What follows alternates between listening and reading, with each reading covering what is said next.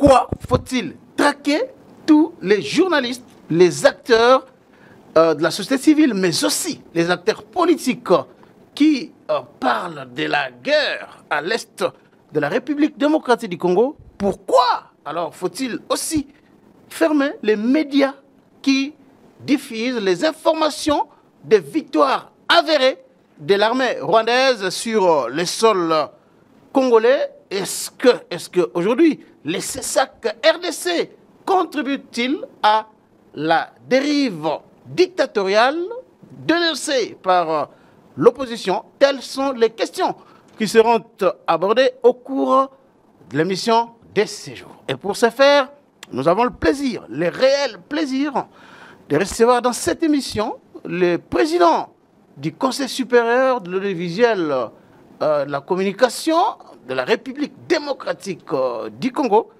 Il est juriste constitutionnaliste de son État. Vous avez bien deviné là qu'il s'agit de Maître Christian Bossembe, le président du CESAC. Monsieur Christian Bossembe, bienvenue. Merci beaucoup, cher Charles Quint. C'est un grand plaisir de participer encore une fois à cette très belle émission que je suis régulièrement d'ailleurs. Merci beaucoup. Excusez-moi de vous poser cette petite question, oui, parce que c'est un jeune qui m'avait posé cette question-là lors de notre dernière émission. Il m'avait dit, mais monsieur Charles Quint, posez cette question au président Bossembe le jour que vous allez le rencontrer. Pourquoi il ne crée pas un parti politique alors que Constant Moutamba a son parti politique? Et moi, je lui avais posé la question, mais quel est le rapport entre Constant Moutamba et Christian Bossembe? Comment vous trouvez cette question-là? Bon, je comprends. Alors, ce qu'il faut rappeler, c'est qu'un parti politique, ce n'est pas une petite affaire. Le parti politique, c'est un engagement, c'est un projet, c'est une ambition, l'une des plus grandes ambitions, puisque le parti politique, c'est le pays... L'une des plus grandes ambitions? Oui, l'une des plus grandes ambitions, parce que le parti politique... Dans un pays? Exactement. Le parti politique, c'est une république en miniature. Une république en miniature. Oui. Vous ne devez pas avoir un parti politique juste parce que vous voulez avoir le parti politique pour faire le marbre de l'architecture de parti politique. Il faudrait avoir un parti politique qui répond, si vous voulez, qui répond aux besoins de la société. Quels sont les besoins de notre société? Le premier besoin de la société congolaise, c'est la transformation de la pensée congolaise. Le reste n'est qu'accessoire. Et jusqu'aujourd'hui, l'échec que nous avons, cher Charles Quint, c'est parce que depuis 1960 jusqu'aujourd'hui, nous n'avons pas réussi à construire l'homme. Construire l'homme? Oui, nous n'avons pas réussi à construire l'homme dans sa dimension psychologique, je vais dire dans sa dimension spirituelle, intellectuelle et humaine, si vous voulez. Parce que ce qui régit un État, il y en a trois. Il y a ce qu'on appelle le Bonzambe, le Bokambi et le Bokeli. Ce sont les trois éléments fondamentaux d'un État. Alors, le parti politique doit être... D'un État ou bien de l'homme? D'abord d'un État. Le parti politique doit répondre à ces questions-là. Et l'homme est au centre de tous ces éléments-là. Il faudrait qu'un parti politique réponde à la question de la divinité d'un État. Et quand je parle de la divinité d'un État, je ne parle pas des églises. Je parle de l'essence de l'être d'un État.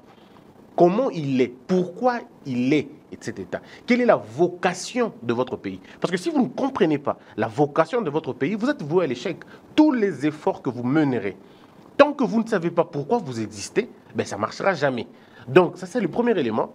Deuxième élément, il faut savoir quelle connexion vous avez avec votre science d'invention. Je ne parle pas de l'innovation.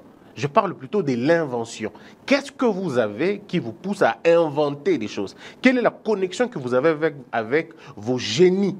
Ça, les gens ne comprendront pas. Bien évidemment, ce qu'un Chinois qui le dit d'ailleurs, les hommes de peu, Confucius dit les hommes de peu ne comprendront pas ça. Après, vous avez bien évidemment ce qu'on appelle le Bokambi, ça veut dire la politique.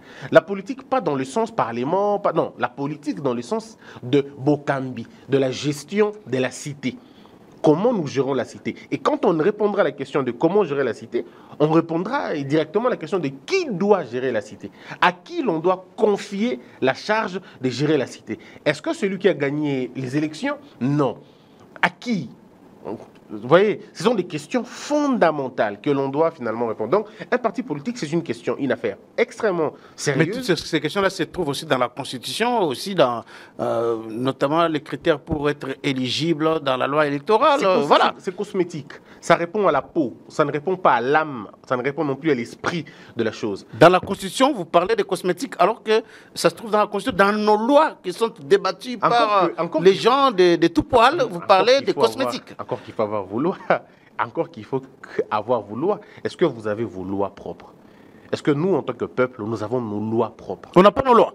C'est une question qu'on se pose. Oh, mais je vous pose la question parce que vous êtes aussi juriste. Oui, hein. est-ce que vous avez des lois? Parce que si nous entrons dans une dimension anthropologique, non, on n'en a pas. On n'a pas de loi. Non, je dis si nous entrons dans une dimension anthropologique, nous n'avons pas encore créé l'homme congolais, nous n'avons pas encore créé l'esprit congolais, la pensée congolaise. Parce que, bien évidemment... Mais comment vous pouvez dire que nous n'avons pas de loi? C'est quand même scandaleux. là. Mais c'est quoi une loi, cher Charles-Quint? C'est quoi une loi? Ce n'est pas la grammatisation, si vous voulez, ou ce n'est pas la grammaire que nous voyons, ou ce n'est pas l'articulation des phrases, ou ce n'est pas le mimétisme. Ce n'est pas surtout la superposition de lois existantes ailleurs, vous l'amenez ici chez vous, ce n'est pas ça la loi. La loi, c'est votre expression des vies, c'est l'ensemble de vos interdits et de vos permis, culturellement. Est-ce que vous en avez déjà? En fait, les grandes questions, nous, on ne le regarde pas. Voilà pourquoi je dis que nous n'avons pas construit l'homme depuis 1960 jusqu'aujourd'hui. L'homme congolais n'a pas été construit. Même le pouvoir n'a pas été défini. C'est quoi le pouvoir pour nous? Il y a des gens au De Congo... tous les acteurs politiques, depuis 1960 jusqu'à aujourd'hui, qui se sont succédés, qui ont parlé État, réfléchi État, écrit sur l'État, ils n'ont pas pu construire l'homme et ils n'ont pas pu pondre des lois qu'il faut pour gérer ces pays. Si vous voulez scientifiquement poser cette question aux anthropologues, ils vous le diront. Quelle est la pensée congolaise aujourd'hui? Quelle est notre pensée congolaise? Elle est où? La pensée chinoise, elle est connue. Même auprès d'un petit enfant de 9 ans, il connaît la pensée chinoise. La pensée coréenne, on la connaît. Nous, c'est quoi notre pensée congolaise? C'est quoi la dialectique historique de notre existence? Vous ne connaissez pas la pensée de Lumumba, par exemple, parce qu'on s'agglutine autour de ça. Hein? Encore une fois, demandez à ceux qui parlent de Lumumba, c'est quoi sa pensée exacte? Ne confondez pas une revendication et une pensée. La revendication, ce n'est pas la pensée. La revendication est une réaction. Ce n'est pas ça la pensée. La pensée va au-delà de la revendication. La pensée, c'est la construction idéologique, la construction métaphysique, mythologique d'un État. Vous comprenez? Si nous parlons dans la logique de la pensée d'un État, ça va au-delà de cela. Ça va dans le sens de l'être humain. C'est ça notre plus grand problème. Est-ce que vous pouvez dire ici que Lumumba n'avait pas une pensée politique, ne l'avait-il pas exprimée? Et cette pensée-là n'existe-t-elle pas jusqu'aujourd'hui, selon vous? Je suis dans le questionnement. Mais si vous voulez... mais je vous pose la question aussi. Hein. Non, Lumumba était un grand esprit. Chaque peuple a ses esprits et Lumumba en faisait partie. Mais le problème n'est pas là. Le problème va au-delà de Lumumba. Le problème va au-delà de Lumumba. Lumumba n'est pas le père de la RDC. Il n'est pas le père? Non, il n'est pas le père de la RDC. Le père de l'indépendance, pas non plus. Oui, l'indépendance, c'est quoi d'abord? Encore une fois, l'indépendance, c'est quoi? Le détachement avec le blanc? Ou l'indépendance, c'est une capacité de s'autodéterminer, de s'autodéfinir et de s'auto-projeter dans l'avenir. Si l'indépendance est une simple déclaration d'un papier, bon, ok, on peut en parler comme ça. Mais si l'indépendance est un état d'esprit, est un état de pensée, pas un état de réagir, c'est un état d'agir. Puisque et le Lumumba n'avait pas agi? Non, je ne parle pas de Lumumba. Non, ma question est sur Lumumba. Absolument. Je suis au-delà de Lumumba. Et puis, je vous fais des réflexions structurelles, pas conjoncturelles, structurelles. Parce qu'il faudrait revenir là-dessus. Parce que vous m'avez posé la question. Ouais. Je vais revenir. Ne vous en faites pas sur les partis politiques. Oui, Lumumba, ça suscite beaucoup de questions. Oui. Lumumba, c'est un grand esprit. On ne discute pas. Lumumba est un grand esprit. Lumumba a, à un moment donné de l'histoire, pensé des choses, réfléchi des choses, dit des choses. Ce n'est pas un problème. Mais la grande question, c'est aussi la question de l'héritage. Il y a là une question qui se pose. La question de l'émetteur et la question du récepteur. Vous dites qu'il est un grand esprit. Est-ce qu'il avait une pensée politique que vous connaissez, qui est développée aujourd'hui? Le lumumbisme, vous entendez parler quand même de ça? Non, le lumumbisme est un courant de pensée. Ce n'est pas une pensée, c'est un courant de pensée. Encore que, si c'est une pensée, il n'y aura pas de contradiction entre les deux. Il n'y aura pas de contradiction de ceux-là qui pensent soutenir la pensée de Lumumba. Mais vous allez voir un parti lumumbiste à gauche un autre parti lombiste à droite, et puis un autre parti lombiste centriste. Ça veut dire que le problème, ce n'est pas le problème de l'émetteur. Le problème, c'est aussi un problème des récepteurs. Lorsque les récepteurs ne comprennent pas ce qu'a pensé l'émetteur, il y aura toujours Est-ce que, selon vous, problème, Lumumba avait une pensée politique? C'est ça ma question par rapport à Lumumba. Je ne répondrai pas à cette question. Je risque de dire des choses qui ne sont pas vraies ou qui ne sont pas bonnes. Vous avez peur de dire la vérité, hein, d'exprimer vos convictions par rapport à des acteurs politiques majeurs de notre pays. Hein. Non, la peur, moi, je n'ai peur que de la peur elle-même. Je n'ai pas peur des gens ni des choses. Seulement, je dis, à certains esprits, vaut mieux ne pas dire des choses puisqu'ils ne le comprendront pas. Quand ils l'auront compris, ils feront beaucoup de dégâts et ça va être très compliqué. Est-ce que vous avez lu, par exemple, les livres du professeur Ngoma Binda, qui avait écrit un livre, je crois que ceux qui aiment la lecture savent ça, Lumumba est un mythe qu'il faut démystifier. Voilà ce qu'il avait écrit. Oui, bon. Le professeur Ngoma Binda, hein, je suis à la télé, je parle de ça. J'ai peut-être pas eu l'occasion de lire cet ouvrage. Peut-être qu'il faut que je les lise pour comprendre la pensée du professeur sur la question. Mais encore une fois, je dois dire que Lumumba est un leader incontesté. C'est un leader, c'est une figure importante de notre histoire. Et il faudrait probablement discuter de cela. Il faut faire des conférences parce que même la manière dont on devient héros ne doit pas être une manière proclamative. On devient héros après des études qui vont être faites et on prend le courant de tous bords et puis on aboutit à une réflexion quelconque. On n'impose pas.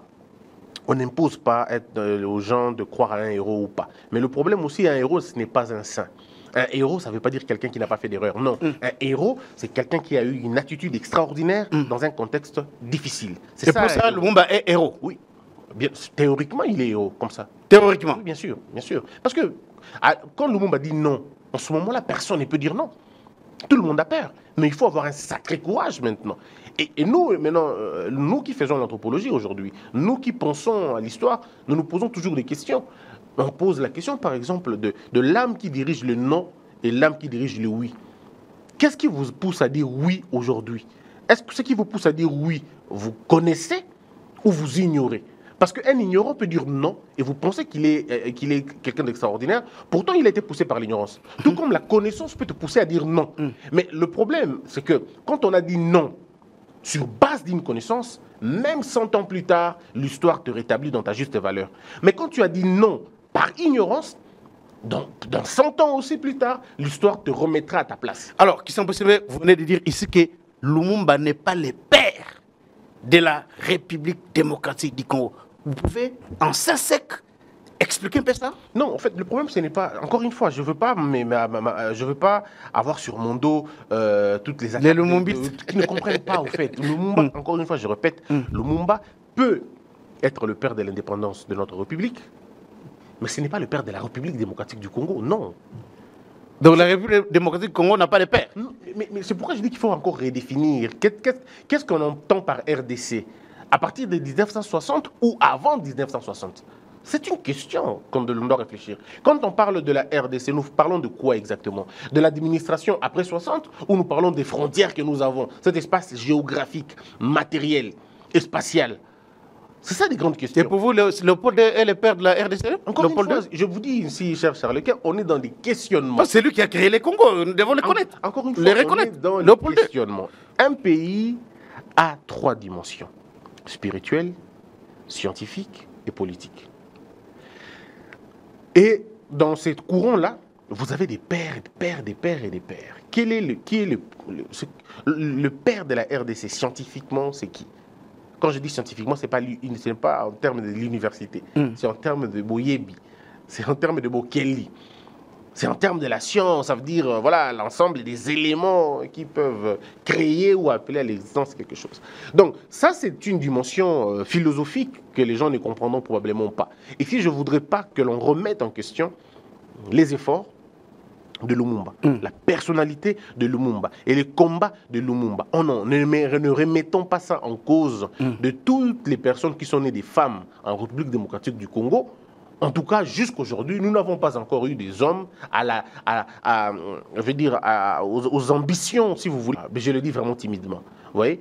Donc, il faut vraiment, encore une fois, revoir certaines Donc, le choses. Congo n'a pas de père. J'ai retenu ça que le Non, Congo non, n'a non, pas de non. père. Non, non, j'ai pas Si dit le que- Lumumba n'est pas le père, donc le Congo n'a pas de père. Non, non, non, non, cher Charlequin, comprenons-nous. Je n'ai pas dit que le Congo n'a pas de père. Mais qui est le père alors du Je Congo? dis que à cette question, je ne répondrai pas. Parce que vous voyez, des Très grandes bien. questions scientifiques, Mm. on ne sait pas répondre ça au cours d'une émission comme ça. On dit oui, on dit non. Non, Mm. je dis qu'il faut qu'on étudie notre question. Il faudrait qu'on étudie notre histoire. Lumumba et Kasavubu, Mobutu et les autres ont joué une part de l'histoire. Mais ce n'est pas eux l'histoire du pays. Nous devons maintenant aller parler de notre histoire. Aux États-Unis, vous parlez de George Bush. On vous dit tout de suite que ce n'est pas le père de l'Amérique. Mais Non. George Washington, hein, les gens se reconnaissent en lui. Hein. Non, George Washington, c'est le premier président américain. Ce Ouais. n'est pas le père de l'Amérique. Non. Le père de l'Amérique, il y en a beaucoup des pères de l'Amérique. Bon, lorsque dans nous des allons parler- dimensions, bien évidemment, différentes. Oui. Donc, chaque peuple a une dimension, comme je vous ai dit là, métaphysique, mystique, et tout le reste. Lorsque nous allons par exemple en Turquie, il y a Atatürk, Kemal Mustafa Atatürk, qui est reconnu comme le père de la le père fondateur de la Turquie moderne. Il est reconnu comme ça. Oui. Mais dans notre Vous- pays ici, vous on avez en a ajouté, pas. vous avez ajouté moderne. Ça veut dire qu'il y a une Turquie antique, Oui. dont lui, il n'est pas père. Non, mais c'est quand même assez agaçant de prétendre être le père d'un État. Comment vous allez être le père d'un État qui vous a vu naître? Comment on est le père de Alors, quelqu'un qui vous a vu naître? C'est Très bien. impossible. Alors, Donc, revenons maintenant à la question des partis Oui, politiques. oui, ouais. Alors, vous voyez que une si petite question, vous voyez là où ça nous a amené à des vagues importantes. Ça constitue notre histoire. Donc, un parti politique doit répondre à ces questions-là. Pourquoi nous existons? Quelle est notre vocation? Pourquoi sommes-nous ce que nous sommes? Qu'est-ce que nous portons des particuliers que les autres n'ont pas? Comment définir notre ADN? Comment l'aligner? Dieu a quel rôle? Quel est notre Dieu? Aujourd'hui, le Dieu américain, c'est la liberté. Le Dieu de l'Amérique, c'est la liberté. Le Dieu de l'Europe et tout ça, c'est aussi un peu, on va dire, tout petit peu la liberté. Mais aux États-Unis, c'est poussé à l'extrême. En Chine, le Dieu, c'est le travail. La sublimation du travail. Nous, qui est le Dieu? Le Dieu de notre pays, c'est quoi? C'est qui? Moussalande Tata, Moussalande Mama, vous avez Ouais. toujours entendu parler de ça, Oui, non? alors maintenant, c'est pourquoi je dis que, ouais, donc quand je dis quand je dis les dieux de l'Amérique, c'est pas, quand je dis de la liberté, ce n'est pas le Dieu créateur, non. Ça veut dire un symbole que l'on amène au-dessus de tout. C'est ça. Ce n'est pas le Dieu de création, non, non, non, non. C'est le Dieu de la sublimation de quelque chose. L'Amérique sublime la liberté. Jusqu'au point que vous avez vu lors de la campagne, je veux dire lors de La cérémonie d'investiture. vous avez vu les pasteurs ont prié. Et vous avez vu le pasteur qui a captivé tout le monde. C'est celui qui n'a parlé que de la liberté. Puisque ce pasteur-là a pénétré l'esprit américain, il a compris que l'esprit américain est un esprit de liberté. En commençant par la création de leur constitution, jusqu'aujourd'hui, l'Amérique ne surfe que sur le principe de liberté, qui va dans les extrêmes d'ailleurs. Si vous allez en Chine, vous allez voir. L'esprit, il est celui du Une travail. liberté aujourd'hui encadrée par Donald Trump, hein, avec tout ce qu'il vient de remettre en cause, les changements de sexe et tout ça. Vous avez certainement suivi cela. Oui, oui, oui. Donc c'est un très bon combat des républicains. Les républicains sont des conservateurs. Comme je vous dis, moi je suis conservateur. Donc, naturellement, c'est des conservateurs. Mais vous trouvez qu'il y a des branches conservateurs à l'extrême, conservateurs pro. Bref, donc vous comprenez, quand on regarde en profondeur toutes ces questions, on se dit, pour créer un parti politique, vous devez avoir des idées claires sur la question. Comment vous donner des lots à tout le monde? Et vous allez en créer. Ouais. Je reviendrai à la question. Cher Charlequin, comment vous créez des lots? Vous créez des opportunités? Comment vous donnez des lots? Créer des lots? Comment vous donnez des lots à tout le monde? Ça devrait être une question débattue dans un parti politique. Donc, lorsque vous êtes un parti politique, une fois au pouvoir, vous ne réfléchissez pas à comment donner des lots aux gens. Parce que vous en avez déjà et parce que vous en avez déjà discuté. Absolument. Il faut que dans chaque parti politique, il y ait des départements qui sont des compartiments voilà, du pays. Vous êtes d'un parti politique au Congo. Quelle est votre réponse sur l'électricité? On ne réfléchit pas. On ne vient pas, on commence à dire non, on va s'entendre. Non, non, non, non. Quelle est votre problématique? Quelle est votre réflexion sur le régime de retraite, par exemple? La démographie. Le régime de retraite ça est inclus dans le travail. Comment vous pensez le travail?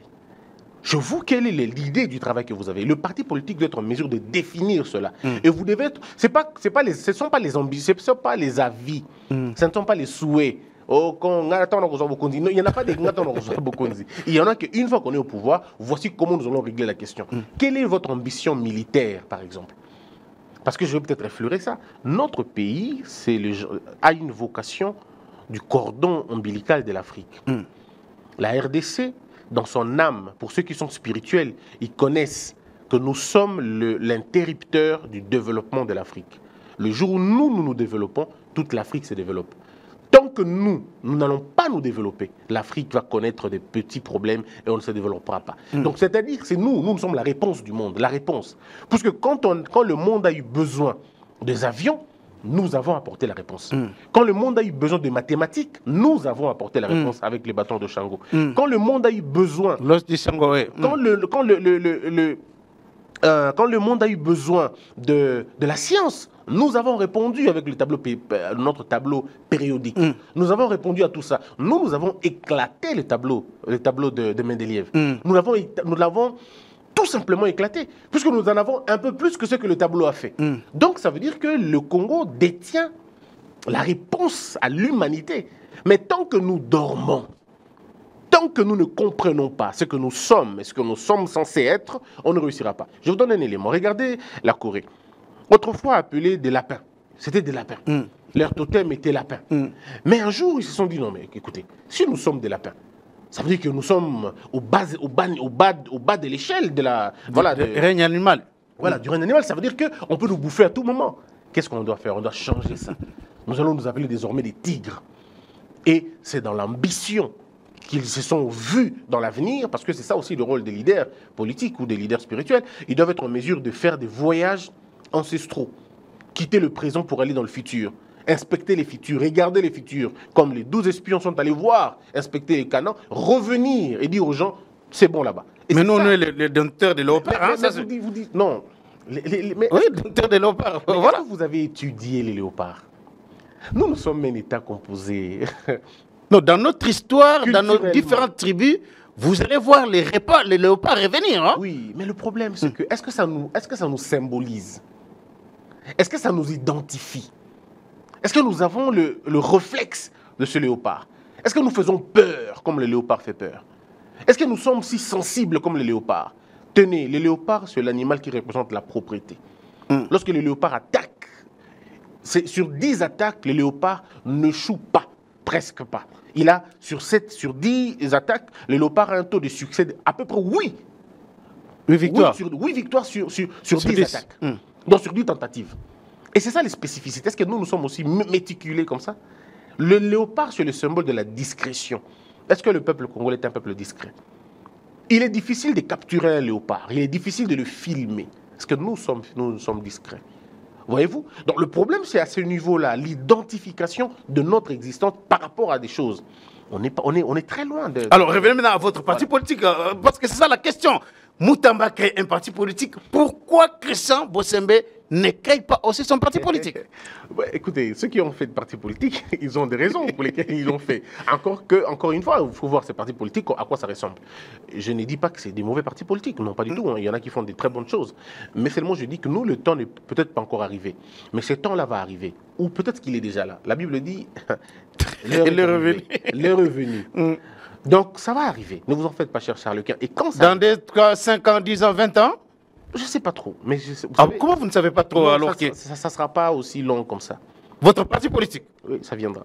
Ça va venir. Mais comme je suis encore au CESAC, je ne pourrais pas en parler en long et en large. Mais, retenez. Non, mais vous savez, Christian Bossembe, moi je dois être franc dans cette émission. Oui. Il y a beaucoup de jeunes Congolais qui croient en vous. Merci. Je l'ai dit à la télévision. Merci. Nous suivons comment les gens réagissent, tout ça, lorsqu'on poste tout ça dans les réseaux sociaux. Il y a des gens qui croient en vous. Voilà pourquoi je n'ai pas voulu omettre cette question-là dans cette émission. Est-ce que vous allez créer un parti politique? Voilà, c'est une partie que je vais couper et diffuser dans les réseaux sociaux. Ça, je vous l'ai dit. La réponse, elle a déjà été donnée dans plusieurs de mes émissions.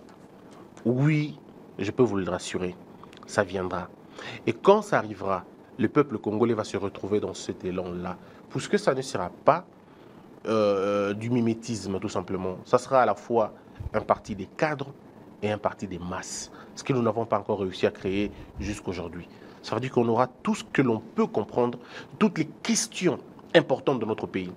Nous allons étudier toutes les problématiques et apporter les réponses à ces problématiques-là. Aucune question ne sera épargnée. Toutes les questions, de l'avortement, au taux de natalité, du taux de mortalité, au taux d'emploi et de chômage, ainsi de suite. Nous parlerons de toutes les questions, d'abord au niveau de la base. Et il faudrait qu'il y ait une école du parti, l'école qui sera la plus accessible à tout le monde, une formation idéologique de gestion et une formation idéologique de conduite des masses. Parce que le message ne peut pas être perçu par tout le monde de la même manière. Il y a une certaine catégorie à qui on doit donner un message beaucoup plus fort et à d'autres un message de compréhension. Il faut assainir la mentalité. Et donc, dans ma vision, cher Charles-Quint, je peux vous assurer d'une chose. Mon frère, tant que nous n'allons pas construire l'homme, ça ne marchera jamais. On reviendra là-dessus parce qu'on parle maintenant. On n'a pas besoin de dire on va construire ceci. Le problème, c'est l'homme. Le problème de la RDC, c'est l'homme de la RDC. C'est la mentalité congolaise qui est un problème. On doit revenir effectivement là-dessus parce que maintenant on parle de cette guerre d'agression nous imposée par le Rwanda avec ses alliés. Aujourd'hui, vous êtes monté au créneau pour, je dirais, traquer, oui, le verbe est là, les journalistes, les acteurs politiques, les acteurs de la société civile qui vont parler de cette guerre d'agression. Comment expliquez-vous qu'aujourd'hui, les journalistes puissent vivre la peur au ventre et s'interdisent même de ne plus diffuser des informations en rapport avec cette guerre-là, les médias aussi, parce qu'il y a l'épée de Damoclès qui est suspendue sur eux, laquelle épée est tenue par les CESAC. Alors, il faut dire déjà que nous ne faisons pas de menaces. Le CESAC ne fait pas de menaces, le CESAC avertit.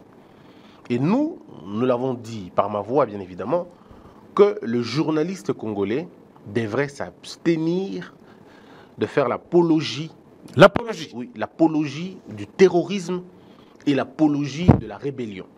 Ça veut dire, pour nous, le M23, ce n'est pas des rebelles. Ce sont des terroristes. Ils ont été classifiés comme ça. Ils ne sont pas rebelles. Par le président de la République? Oui, ils ne sont pas rebelles. C'est des terroristes. Donc, lorsque vous êtes journaliste, dans votre traitement, vous le ramenez au niveau des rebelles et que vous essayez de justifier leurs revendications inutiles, grotesques, nous n'aurons pas d'autre choix que de fermer votre média qui, pour nous, sera un canal d'obstruction à la vérité et surtout un canal de panique. Et pour ça, nous n'allons pas hésiter. Moi, en premier, je n'hésiterai pas, peu importe le média. Pour ce qui est des médias étrangers, je leur ai dit, votre traitement d'information est, à mon avis, abject. Pourquoi?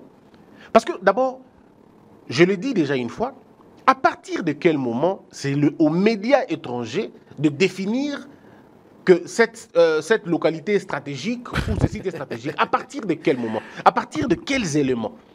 Qui vous avait dit que SAC était stratégique? Par rapport à quoi et par rapport à qui?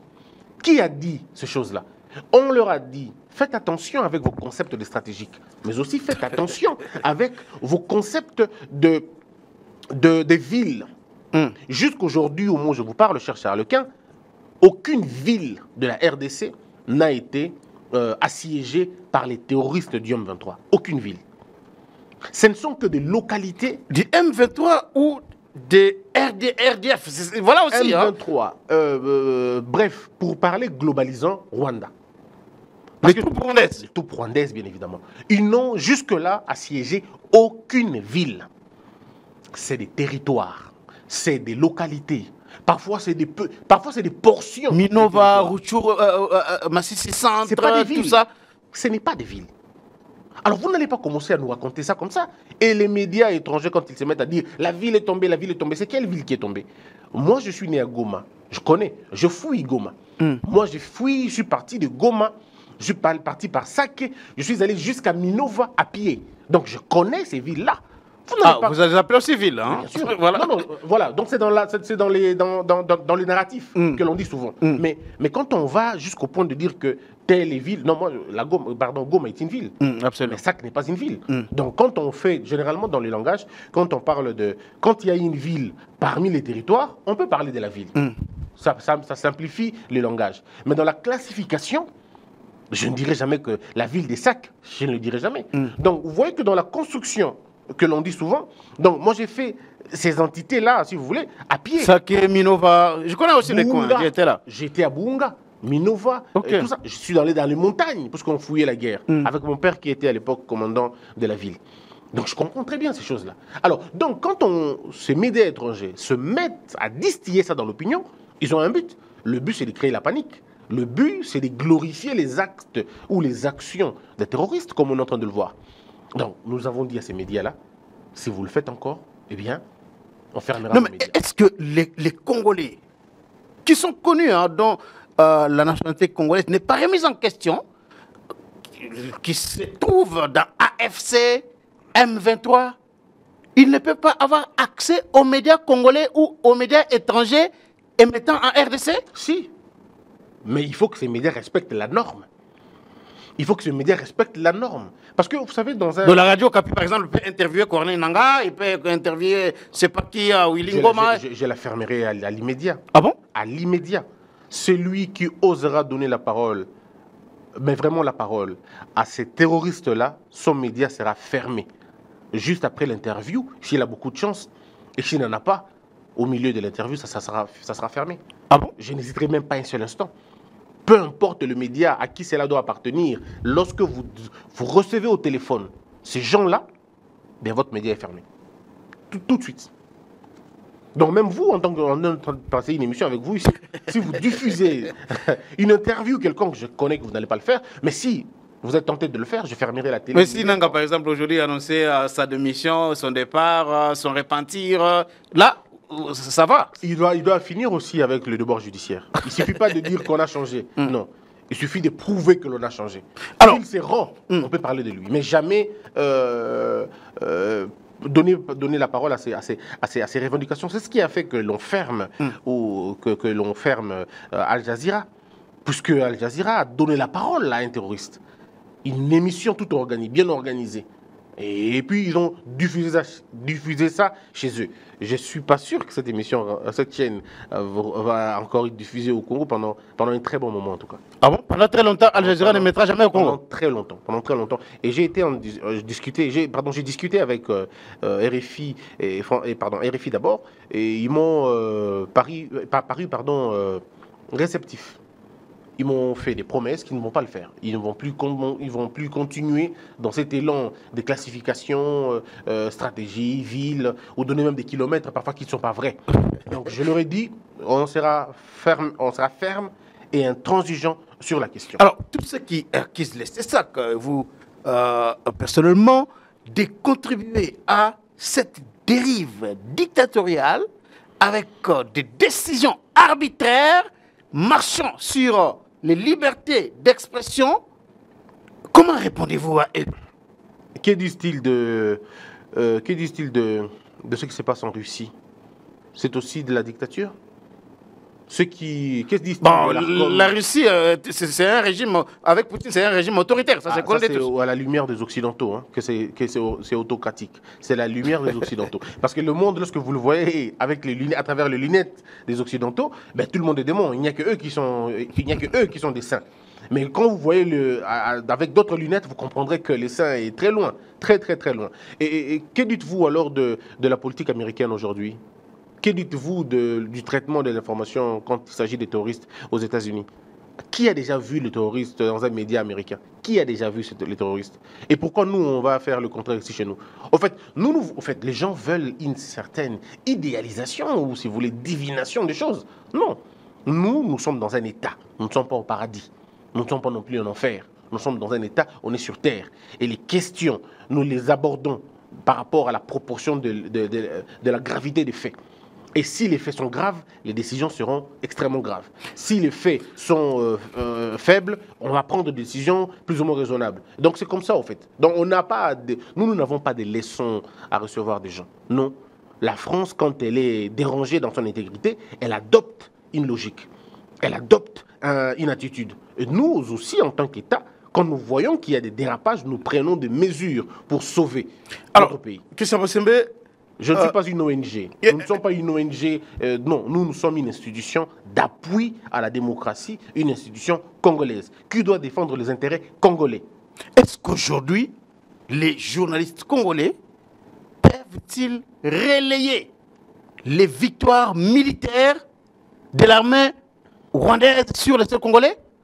Ou doivent-ils se contenter de désinformer, de manipuler, de mentir au profit de l'État? Nous n'avons jamais demandé la manipulation. Nous n'avons jamais demandé que les médias congolais fassent la propagande. Non. Nous avons simplement demandé aux médias congolais de rester dans la vérité des faits. Si un média dit, bon non, mais le territoire de tel est tombé, la localité de tel Minova, par exemple. Minova est tombé. Si le média a des informations vraies, il n'y a pas de problème. Est-ce qu'il faut attendre les communiqués de l'armée avant de publier l'information, ou il faut directement informer sans attendre qui que ce soit? Le problème, c'est que si vous détenez des informations crédibles, il n'y a pas de problème. Faites votre travail et assumez les conséquences. Mais si vous n'êtes pas dans votre travail, vous êtes dans les suppositions que vous affirmez, en ce moment-là, on n'aura pas d'autre choix que d'agir. Vous n'allez pas, vous, en tant que journaliste congolais, vous n'allez pas parler des villes quand ce n'est pas une ville. Vous n'allez pas parler des stratégies quand ce n'est pas stratégique. Si vous tombez dans ce narratif-là, ben, on mettra la main sur vous. Il n'y a pas de problème pour ça. Alors, M. Christian Bossembe, vous suivez dans les réseaux sociaux des acteurs politiques, dans nos médias ici, des acteurs politiques qui, aujourd'hui, par moments, se délectent des victoires militaires du Rwanda, au motif que Tshisekedi a failli, il a échoué. Kabila avait laissé ce pays dans ces 2 345 000 km². C'est Tshisekedi qui est allé rechercher le M23. Et aujourd'hui, tout celui qui peut faire partie de Tshisekedi est le bienvenu, pourvu que cette incompétence-là quitte au sommet de l'État. Comment réagissez-vous lorsque vous voyez les Congolais réagir comme ça? Vous avez suivi récemment les discours de Paul Kagame, qui a qualifié les dirigeants congolais d'idiots. D'idiots. Mais ça fait vraiment mouche dans les réseaux sociaux, ici, en République démocratique du Congo, par les acteurs politiques, par les journalistes, par les acteurs de la société civile. Comment réagissez-vous lorsque vous voyez tout cela, vous, en tant que patriote congolais? Vous savez, moi, ça ne m'étonne pas que cela vienne de M. Kagame. Ça ne m'étonne pas du tout. Parce que je me rappelle seulement que ça fait 18 ans, monsieur était dans son aise. Monsieur ne parlait pas. Il était pratiquement inattaquable, inaccessible. Il était d'un silence, mais alors d'or. Mais curieusement, un homme qui n'est pas militaire. Kagame n'est pas militaire? Non, j'ai dit un homme qui n'est pas militaire, est venu au pouvoir en RDC. Et cet homme a commencé à malmener M. Kagame de la manière la plus triste, ce qui fait tomber les mythes de Kagame. Et justement, le mythe Kagame doit être un mythe à déconstruire. On a véritablement vu sa véritable nature. Donc, c'est quelqu'un d'impulsif. Nous qui croyons à l'époque, c'était quelqu'un de pertinent, il était alors d'un silence en marbre. Mais il suffisait de Tshisekedi pour le détruire complètement, pour le déconstruire. Monsieur fait des interviews pratiquement chaque 2 mois. Il ne reste plus silencieux. Parce que Tshisekedi a su toucher là où il faut toucher. Le monsieur ne supporte pas qu'on touche à son image. Voilà quelqu'un qui fait 97%, 99% aux élections, mais qui va venir donner des leçons à celui qui en a 74. À un moment donné, il faut quand même se poser des questions. Voilà quelqu'un qui vient donner des leçons de démocratie, là où il n'y a pas une presse libre, là où les gens n'ont pas de mots, là où ça fait 10 ans où il n'y a pas de rapports internationaux sur l'état des prisons, sur l'état des hôpitaux, sur l'état de la rue, sur l'état de la parole. Il n'y a pas de rapport international. Est-ce que vous avez déjà vu un rapport international sur les droits fondamentaux là-bas, sur les libertés fondamentales? Combien de marches avez-vous entendu à Goma? À Kigali. Combien de marches? Combien de marches avez-vous entendu? Quel est l'opposant rwandais que vous connaissez, de grande envergure, qui vit à Kigali? Vous comprenez? Ce sont là des grandes questions que vous avez. Quel est le professeur rwandais qui a déjà parlé sur la constitution rwandaise? Quel est le professeur rwandais qui a déjà parlé sur l'armée rwandaise? Quels sont ces journalistes qui remettent en question le rapport du gouvernement rwandais? Qui? Quel est le rapport du Sénat ou de l'Assemblée nationale, rwandaise? Vous comprendrez avec moi que les dictateurs se trouvent ailleurs. Généralement, ce qu'on appelle en philosophie, en psychologie ou l'effet miroir. On a tendance à se regarder à travers les autres. Parce que, vous savez, généralement, le dictateur pense que tout le monde est dictateur. Et c'est exactement, et cela c'est Archimède qui l'a dit d'ailleurs, il est complété par Aristote. Le voleur pense que tout le monde est voleur, même lorsqu'il ne vole pas. Parce que c'est ce qu'il fait. Et il va poursuivre même dans une... Ça, c'est Victor Hugo, je pense, qui parle d'un voleur qui met ses mains dans les poches. Parce qu'il sait que lui, il pique les gens dans les poches. Alors, pour ne pas se piquer, il met les mains dans ses poches. Donc, on est dans une sorte de projection de ce qu'on est en regardant l'autre. C'est ça le problème. Aujourd'hui, ça a été prouvé que tous les chiffres avancés par les Rwandais étaient faux. Il y a eu une analyse anglaise, des journalistes anglais, qui ont déconstruit tous les mythes sur la réussite gouvernementale de M. Kagame. Et vous avez vu comment M. Kagame avait réagi. Lui, il ne réagit que lorsqu'on parle de lui, quand on parle de ce qu'il est, ce qu'il fait. Aujourd'hui, figurez-vous, si le chef de l'État, Félix Tshisekedi, décide de mettre en place une commission qui va parler du Rwanda, qui va parler du génocide, il va encore faire un discours. Il va trouver une occasion pour en parler. Parce qu'en réalité, depuis plus de 20 ans, personne n'a pu regarder M. dans les yeux et lui dire « Voici ce que tu es réellement ». Personne? Personne. Qui a fait de ça? Vous n'avez pas suivi Kabila à la tribune de l'ONU dénoncer Kagame? Vous n'avez jamais suivi ça? Non, mais ça n'a pas la même ampleur. Ça n'a pas la même ampleur. Ça n'a pas la même ampleur. Regardez l'ampleur que ça a aujourd'hui. De tout le règne du passé, est-ce que vous avez déjà vu M. Kagame faire une vidéo répondre au Congo ou aux dirigeants congolais? Jamais. Mais là, monsieur en parle. On est dans le début de l'année, la fin de l'année 2024, je veux dire l'année 2024. Si nous devons compter les interviews de M. Kagame, il y en a beaucoup. Hein? On en compte beaucoup. Mais pourquoi? Parce que le chef de l'État congolais sait où frapper, et sait où toucher. Et du coup, le mythe est tombé. Celui qu'on voyait fort, en réalité, il n'est pas si fort que ça. Mais comment vous trouvez le comportement des Congolais? C'est ça la question. Oui, maintenant nous demandons au président de la République de ne pas s'arrêter là, puisqu'il connaît déjà la faiblesse de l'autre. Il faut continuer à gratter là, dans cette faiblesse-là. Le narcissique, il n'aime pas qu'on touche à leur personnalité. Il faut gratter encore, ça va tomber. Mais en même temps, lui continue à tuer à l'est du pays. Il continue à tuer, il continue sa promenade. Chaque chose a son temps. Chaque chose a son temps. Regardez, le narratif aujourd'hui a changé quand même. Hein. On parle maintenant du M23 soutenu par le Rwanda. Avant, on n'en parlait pas. Aujourd'hui, toutes les capitales mondiales sont en train de parler. Toutes les capitales mondiales sont en train de parler des atrocités qui sont commises à l'Est de la République. Vous avez dans le Parlement belge, le grand débat sur l'Est est en train d'être fait. Au Parlement américain, on en parle déjà.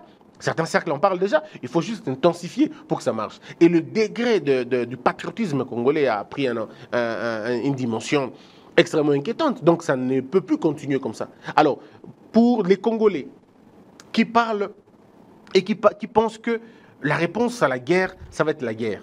Mais Laurent Désiré Kabila est arrivé par la guerre. Qu'est-ce qu'il a changé? Qu'est-ce qui a véritablement changé dans la vie des Congolais?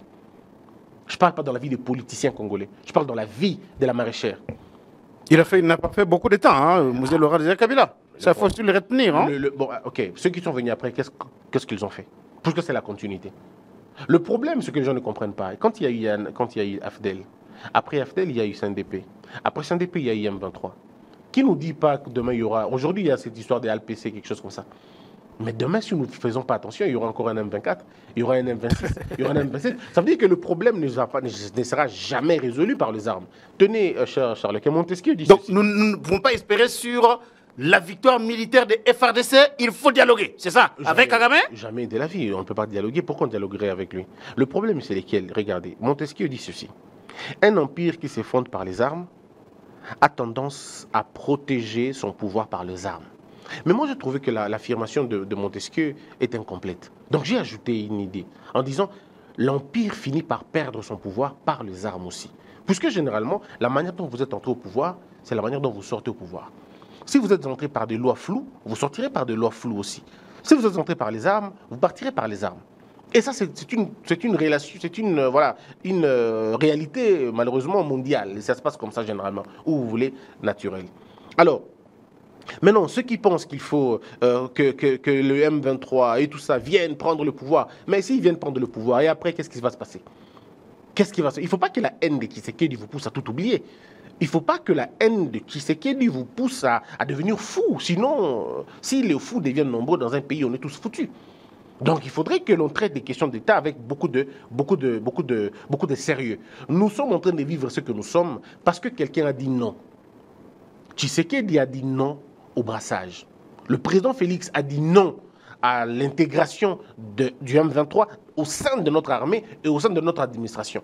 Il aurait pu faire comme les autres, accepter, négocier, et puis bon, ça va. On n'allait pas avoir tous ces problèmes. Si nous avons ces problèmes, c'est parce que quelqu'un a refusé de trahir l'âme de la République afin de répondre de façon, je veux dire, globale et définitive à une situation.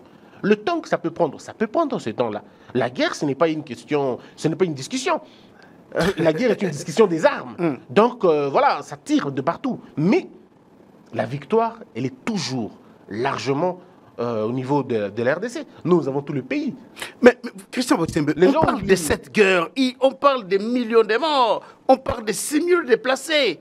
Mais les gens se posent des questions, ceux qui sont ici ou ailleurs, sur le comportement des Congolais ici, dans nos villes. Goma, hier, on a vécu une journée d'inquiétude. Mais on n'a pas vu une mobilisation à outrance dans les chefs d'état-major des partis politiques. On n'a pas presque rien vu. C'est pourquoi je vous avais dit... Qu'est-ce qui se passe? Qu'est-ce qui se passe? Christian Bosembe, comment vous comprenez-vous cela? Je voudrais parler de l'insouciance de l'homme congolais. Je vous ai parlé de l'incapacité à s'autodéfinir. Permettez-moi, permettez-moi, pardon, cher Charles-Quint, de vous redire ce que j'ai toujours dit. Mon frère, lorsque vous êtes atteint dans votre peau, vous allez voir un médecin, il va vous aider, ça va aller. Lorsque vous êtes touché dans votre âme, vous pouvez, si vous voulez, aller voir un pasteur, un psychologue, voilà, l'apôtre Mutombo peut prier pour vous et votre problème d'âme part et ainsi de suite.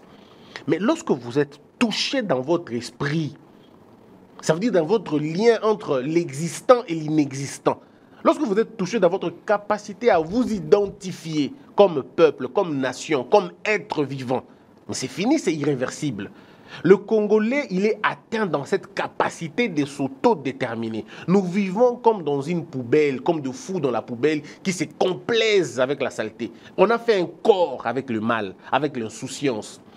Voilà pourquoi quand ça crépite à Goma, on fête ici à Kinshasa. Voilà pourquoi quand les localités tombent ou les territoires tombent, ça ne dit pas grand-chose aux Kinois, ça ne dit pas grand-chose aux autres. Parce que depuis, encore une fois, 1960 jusqu'à aujourd'hui, nous n'avons pas construit un homme qui soit gêné du fait qu'une partie de lui est en train de partir. Nous sommes ici, regardez en France, Charlie Hebdo seulement. Vous avez vu la mobilisation, pas qu'en France, c'était la mobilisation internationale. Absolument. Toutes les rédactions du monde, les grands palais du monde, tous les même les chefs d'État africains sont allés marcher à côté de François Hollande. Ah, vous comprenez. Donc le problème, il est celui-là. Nous sommes aux États-Unis. Il y a une dame qui s'appelle Rosa Parks. Tout simplement parce qu'elle a refusé de s'élever et qu'il y a eu une injustice sur elle, contre elle. Vous avez vu l'Amérique, comment elle a été mobilisée. Les enfants de noirs, les enfants de blancs, tout le monde a été mobilisé. Mais nous, quels sont les rapports que nous avons avec le mal? Vous avez encore certains Congolais qui applaudissent les terroristes. Parce que lui, il n'est pas là. Sa famille n'est pas là-bas. Cher Charles-Quint, moi, je suis né à Goma. J'ai vu mes amis tomber. J'ai vu des amis devenir de militaires. J'ai vécu la guerre de l'Est dans ma chair. Donc, je sais ce que ça veut dire quand on parle de guerre. Donc, chaque fois que j'entends Goma, je suis allé la dernière fois à Beni, quand j'étais journaliste. Je n'ai pas pu atterrir à Goma. Je suis descendu, mais je n'ai pas pu. Je pleurais tous les trajets. On me disait, mais qu'est-ce qui se passe? Les gens ne comprenaient pas. J'ai une histoire particulière avec cette ville-là. Elle m'a vu naître, mais j'étais obligé de fuir parce qu'on ne pouvait pas rester longtemps. On nous cherchait, on voulait nous tuer.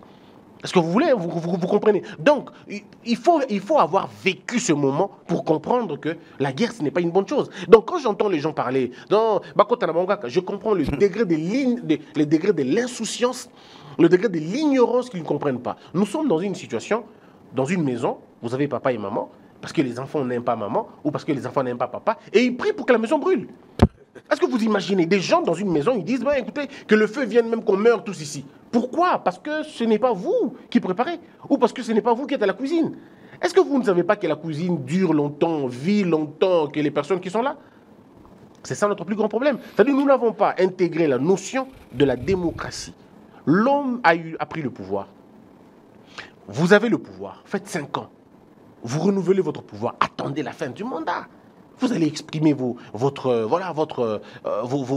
aspirations. Si l'autre fait mal, mais attendez, nous sommes dit dans votre constitution, dans notre constitution, nous sommes dit que nous, peuple congolais, ça veut dire que nous avons fait un pacte.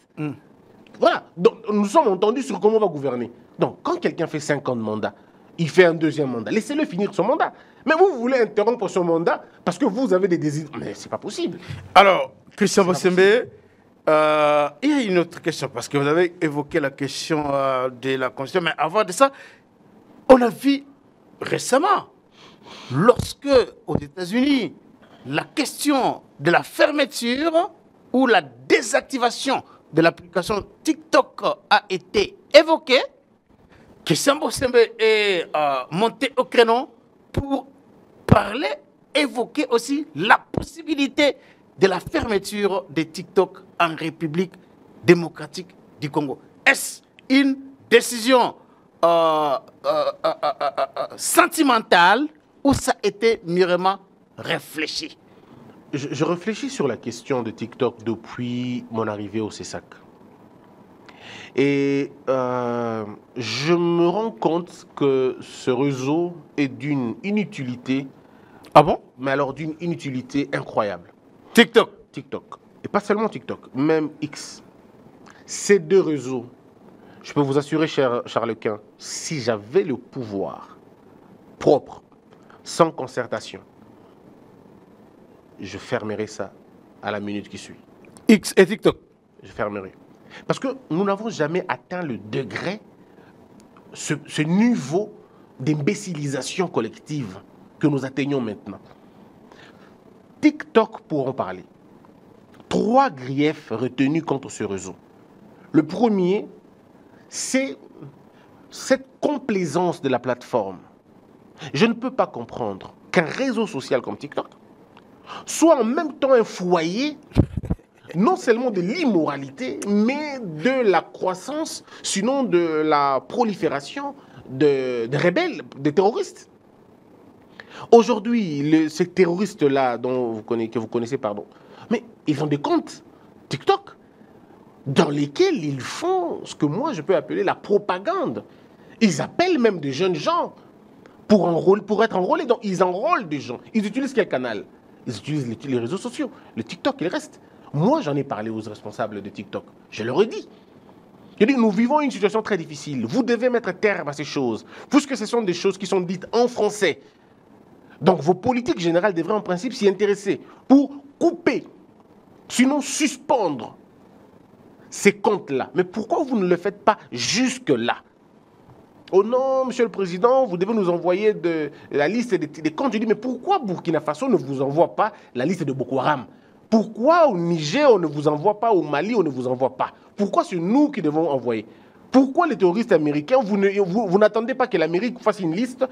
Pourquoi c'est vous-même qui le Même faites? certains contenus, oui, automatiquement, on est pourquoi désactif. Pourquoi ça doit être nous? Aujourd'hui, si je me mets à parler de guerre, vous allez me couper tout de suite. Mais quand on parle des morts des gens, alors la discussion n'avait pas avancé. Et je leur avais dit, je n'aurai pas d'autre choix que de fermer votre réseau chez nous. Donc, le côté sécuritaire est menacé sur la question. Vous n'avez aucune idée, cher Charles-Quint, lorsque un terroriste prend sa caméra et monte, il filme sans géographie, hein, il filme seulement, et puis il dit, voilà, la ville est tombée. Mais c'est pas possible. On dit non. Ils font parfois des meetings. Ils filment, c'est leur meeting, et ils diffusent sur le réseau. Alors, nous, on va rester comme ça? Non. J'ai dit non. Il faut qu'on arrête cette histoire.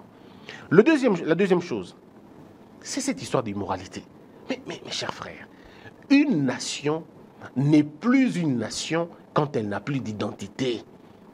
Lorsque les mœurs se sont attaquées, une nation s'effondre. Un général, c'est dans les livres de Lao Tzu, il dit ceci. Ce qui est de plus terrible, je paraphrase. Les Chinois, à Lao Tzu. Ce qui est de plus terrible dans un État ou dans un peuple, ce n'est pas la guerre, ce n'est pas la famine, c'est l'affaissement de son système de pensée. Mais il a totalement raison. Il disait, parce qu'il racontait une histoire, un général qui disait « Alors envahir la Chine, envahissons la Chine », ça venait du Japon. Il disait « Envahissons la Chine, faisons de la Chine notre pays ». Ils ont trouvé une résistance. Et un général dit « Non, non, non, non, non. C'est très facile d'envahir la Chine. Il faut infiltrer sa jeunesse. Il faut infiltrer sa manière de penser. » Qu'est-ce qu'ils ont fait? Ils ont envoyé l'opium. Et il y en avait, au niveau compte, c'était aussi l'Angleterre qui avait envahi la Chine à un moment donné, c'était avec l'opium. Ça veut dire, vous comprenez, ça veut dire on vient altérer votre jugement. On vient toucher dans votre capacité de réfléchir, vous devenez distrait. Alors nous, au Congo, on nous a réduits au niveau de la chanson. On nous a réduits au niveau de la danse. Donc nous ne sommes qu'un peuple danseur. Nous ne sommes qu'un peuple applaudisseur. Nous ne sommes qu'un peuple du divertissement. Quand est-ce qu'on va construire si on reste longtemps dans le divertissement? Il faudrait qu'il y ait des hommes et des femmes qui disent non, ça c'est assez maintenant, il faut que ça s'arrête. Et parmi ces hommes-là, il y a moi. Et je dis non, on ne peut plus continuer comme ça. Danser, c'est bien. S'amuser, c'est bien. Mais il y a un temps pour tout, même dans la Bible, on l'a dit. Il y a un temps pour tout. Et ça n'avait rien à voir avec ce qui s'est passé aux États-Unis avec TikTok. Hein? Non, les États-Unis sont dans une dynamique économique. Ils ont raison de dire ce qu'ils veulent. Mais nous, nos raisons sont beaucoup plus sécuritaires et qui gardent notre génération. Mais cher Charles, regardez un peu. Qu'est-ce qui est produit dans TikTok? Je suis étonné de voir même les femmes mariées. Même les femmes mariées danser, montrant les postérieurs. Je dis, mais vous êtes déjà mariés. Qui voulez-vous encore séduire? Vous avez des jeunes gens, des jeunes filles qui dansent pratiquement nues. Je me dis, vous n'avez pas d'autorité parentale. Vous n'avez pas de parents. Est-ce qu'on peut démissionner jusqu'à ce niveau? Est-ce qu'une génération peut-elle démissionner jusqu'à ce point? Parce que ce que nous sommes en train de voir, c'est ce qui est en train de nous détruire. Est-ce que vous regardez les TikTok des Rwandais? Est-ce que vous regardez comment ils font chez eux? Eux, ils n'ont pas envie de danser. Ou ils n'ont pas de postérieurs à montrer. Est-ce que vous regardez les TikTok des autres pays? Mais pourquoi nous allons exceller que dans le mal? Donc nous n'avons pas autre chose à montrer à nos enfants. Les enfants, les jeunes gens, les filles qui dansent nues, les hommes qui montrent une vie qu'ils n'ont pas. Et donc c'est devenu un milieu de traumatisme important. J'ai rencontré les jeunes gens. Et il y en a, cher Charles-Quint, qui deviennent des homosexuels, qui deviennent des voleurs, tout simplement parce qu'ils veulent ressembler à une image qu'ils ont vue sur les réseaux sociaux. Ils ont vu un homme habillé en trois pièces, ainsi de suite, avec une voiture. Ces jeunes gens ne savent pas comment ils font pour avoir cet argent-là. Et voilà une génération détruite à cause de l'image. Parce que la guerre d'aujourd'hui, c'est aussi la guerre de l'image. Absolument. Alors, qu'est-ce qu'il faut faire pour ça? Il faut donc arrêter. Voilà pourquoi j'ai pris la mesure, en demandant aux services spécialisés de notre pays, d'arrêter cette histoire. Il faut fermer TikTok pendant un temps. Le temps pour nous de réfléchir à l'interne et de permettre à TikTok de revenir sur la table, négocier sur les politiques de mise en place pour protéger notre jeunesse et protéger les territoires congolais. Quelles sont les démarches que moi j'ai déjà eu à mener? J'ai vu le président de l'ARPTC, M. Christian Katende, avec qui j'ai eu des échanges assez fructueux. Je lui ai fait part de toutes ces choses. Lui aussi, en tant que régulateur, était totalement étonné. Il se disait, mais c'est pas possible, il faut qu'on arrête ça immédiatement. Je lui ai dit, nous n'avons pas le temps à perdre. Nous avons une génération à sauver. Nous ne pouvons pas laisser nos enfants aller dans ces conditions-là. Donc, regardez la diaspora. Regardez ce qui se passe ici. Mais il faut trouver des moyens. Même, parce que vous parlez de la diaspora, il y a eu récemment des scandales autour des audios de Maman Denise Diakerou, des audios attribués à Maman Denise Diakerou. Ça choquait beaucoup de Congolais, mais il y a ceux qui en ont fait des choux gras.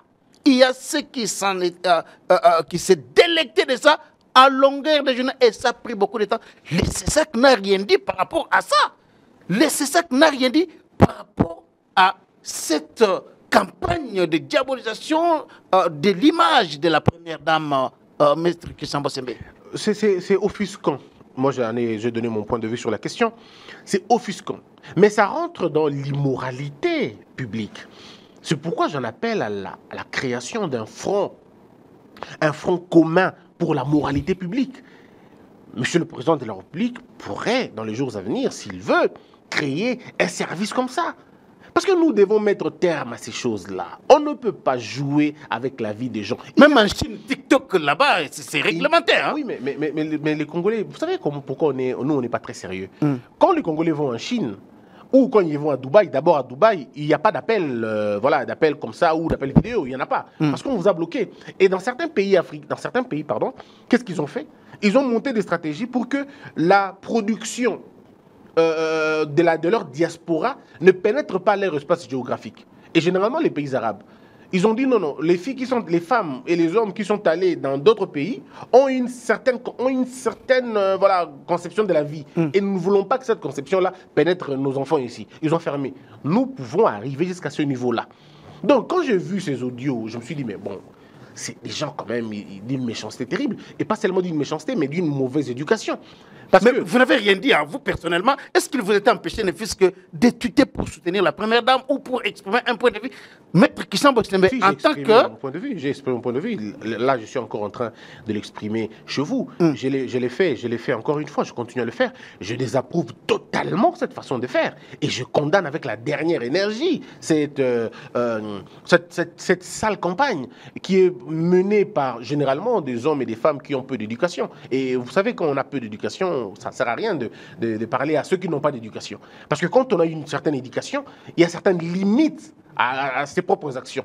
Mais quand on croit que un combat politique, c'est rentrer dans la vie privée des gens, un combat politique, c'est aller dans les intimités des gens, c'est qu'on n'a rien compris de la politique. Et qu'est-ce que vous voulez qu'on dise à des gens comme ça? Rien du tout. Mais après, en dehors de ça, la première dame elle-même est une femme forte.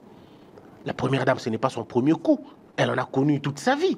Quand tu as choisi d'être la femme d'un homme comme le président Félix, qui lui n'a rien demandé, mais il tombe dans une famille qui a un héritage politique aussi important que ce qu'ils ont, c'est normal qu'elle subisse des coups comme ça. Mais moi, ce que je peux dire, pour le peu que je connaisse la première dame, elle n'est pas touchée. Elle n'est pas touchée? Non, mais elle n'est pas touchée, cher Charles-Quint. Le jour où vous rencontrez cette femme, vous n'allez pas comprendre. Elle est d'un caractère, mais pas possible. Elle est d'une dimension inimaginable. Moi, personnellement, la première dame, ça je peux le dire, elle va m'excuser pour livrer cette anecdote chez vous en exclusivité. Une fois, quand j'étais encore journaliste, la première dame m'a appelé. Elle m'a dit, on en discutait, et puis elle me dit, Christian, vous savez pourquoi je vous respecte? Je dis, maman, mais je suis heureux de le savoir. Il dit, parce que tu as toujours eu un franc-parler et tu ne nous as jamais flattés. Christian, le jour où tu nous flattes, on ne te respectera pas. Ça, c'est la première dame elle-même. Je reproduis fidèlement le mot. Il dit, Christian, le jour où tu nous flattes, on ne te respectera plus. Ne nous flatte jamais. Alors, quelqu'un de comme ça, qui ne m'a jamais appelé une seule seconde pour me dire, Christian, on m'a attaqué, faites ceci. Rien. Même le président de la République, le moment où je parle avec lui, le peu de moments qu'il m'accorde de parler avec lui, et si je fais une blague, par exemple, monsieur le président, qu'est-ce que vous pensez de... Si ça concerne mon travail, il me dit, je ne dirai rien sur ton travail. Fais ton travail en âme et conscience. Monsieur Charles-Quint, quand vous avez des hommes aussi génétiquement démocrates, qu'est-ce que vous pouvez demander de plus? C'est pourquoi vous avez vu que ma maman Denise ne sait même pas prononcer. Même pas un tweet, même pas un mot. Parce que le crachat d'un reptile ne peut pas atteindre la jolie colombe. Donc c'est des gens qui probablement n'ont rien à faire et ils se permettent à raconter des histoires. Mais c'est pas à cause de ça que nous allons fermer TikTok. Nous allons fermer TikTok à cause de l'énumération que je viens de vous faire là. Absolument. La sécurité de notre pays, la dépravation de mœurs, et ce n'est pas possible. Et quand nous prenons les musiciens, c'est encore une autre histoire. Les musiciens? Mais c'est encore une autre histoire là-bas. Alors, qu'est-ce qui se passe? Pourquoi voulez-vous aussi poursuivre les musiciens, même dans leur production? Les musiciens sont de messagers. C'est des artistes. C'est des panneaux de signalisation. C'est des références de la jeunesse. Je ne sais pas si c'est chez vous, cher Charles-Quint, que j'ai raconté cette petite histoire. Vous savez, il y a eu un musicien en Côte d'Ivoire, je peux me tromper, il dit non, mais ça doit être Alpha Blondy. Il revenait des États-Unis. Et quand il revient, les gens sont venus l'accueillir. La plupart, c'était des étudiants. En ce moment-là, monsieur chante les chansons d'amour, hein, Maïmouna et tout ça, il chantait l'amour et ainsi de suite. Avec ses logs et tout. Et lorsqu'il descend de l'aéroport, il est en jean, un peu, comment on appelle ça, jean sale. Hein. On a coupé un peu, voilà. C'est un peu, comme on dit en lingala, namadoussou, tout ça, tout ça. Alors quand il descend de l'avion, les hommes ont remarqué une chose, les journalistes ont remarqué que les jeunes gens qui étaient venus l'accueillir, qui étaient plutôt bien habillés, ont commencé immédiatement à déchirer leurs vêtements aussi parce qu'ils voulaient ressembler à quelqu'un. Donc vous avez vu ici, ça met en évidence la capacité d'influence qu'a un musicien sur une population. C'est exactement le cas avec nous. Vous avez des musiciens qui traînent de foules. Ils sont pris pour exemple. Et si ces derniers commencent maintenant à raconter des bêtises à la télévision, dépraver la jeunesse à travers leurs chansons, nous, on n'a pas d'autre choix. J'illustre le cas de ce petit qui a chanté, excusez-moi, pas ce petit, ces jeunes messieurs qui a chanté de Lumumba. Non, bon, celui qui a chanté Lumumba, c'était simplement par... un DJ là. Oui, non, il s'appelle Petit Fally. Petit Fally. Oui, lui, il a chanté Lumumba, c'est par ignorance, le pauvre, par ignorance. C'était pas une bêtise, c'était par ignorance, parce qu'il a vu un film qui retrace ça. C'est un autre dossier, on en parlera si vous voulez, un autre jour, ça touche notre culture d'ailleurs. Et puis un autre a chanté, il s'appelle Momboshi, il chante une chanson de Iliboulou, quelque chose comme ça. On l'arrête. Mais quand il ressort, qu'est-ce qui se passe? Il fait pire que ce qu'il a fait. Et bizarrement, un autre vient, il s'appelle Zeng quelque chose, il vient avec Miss Lucolo, la Katia Sentiment. Mais à un moment donné, on se pose des questions. Mais...